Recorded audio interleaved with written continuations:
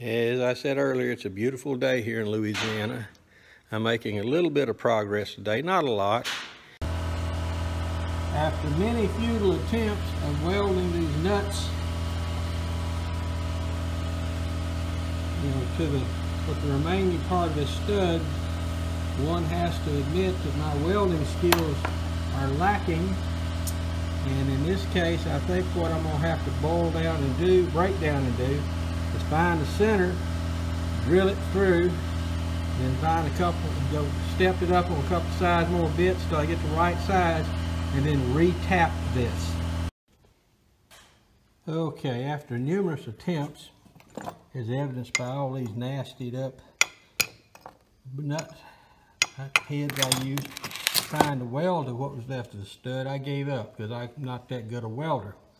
So I resorted to old style, which means I drilled it out.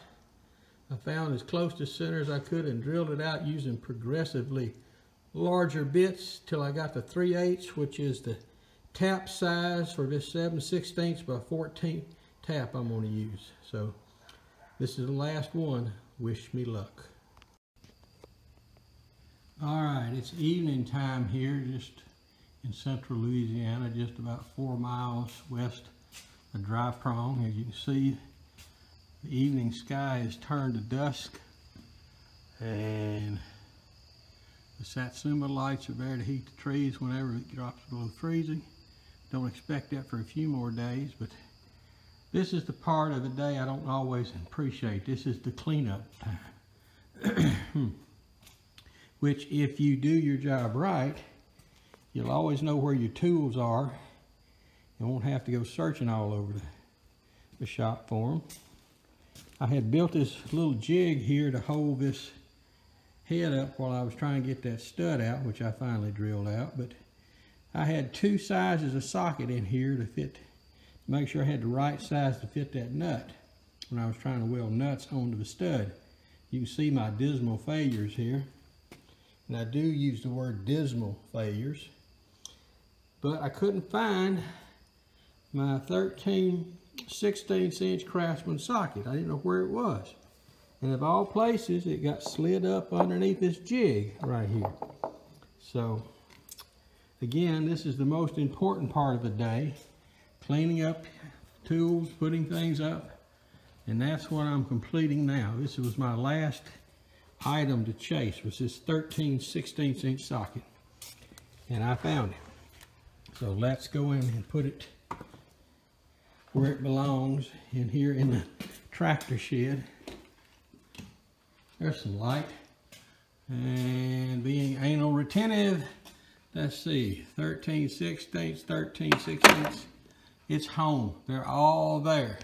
Now tomorrow when I need a socket wrench, I'll know where to find what I need and won't have to search for things.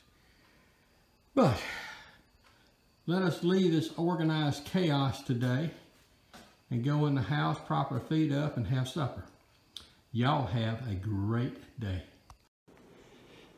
Well, it's been an interesting day. I think I wasted 2 hours at least trying to do that method of welding a nut to what was left of the manifold stud to back it out.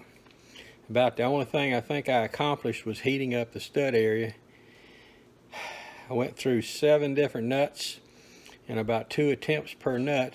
My welding skills are nothing to brag about. But little Robert Willie, over here I said that little Robert Willie, wanted to know if I managed to get that manifold bolt out last night at supper, and I told him I hadn't. But today I did resort back to a tried and true method. I center punched what was left of the manifold stud, drilled it out using several smaller bits before I got to the 3/8 required bit for a 7/16 inch by 14 tap hole. And the nice thing about it is the last step bit I used before I put the 3/8 in, a lot of the metal that was still clinging to the threads that had been tapped in prior fell out.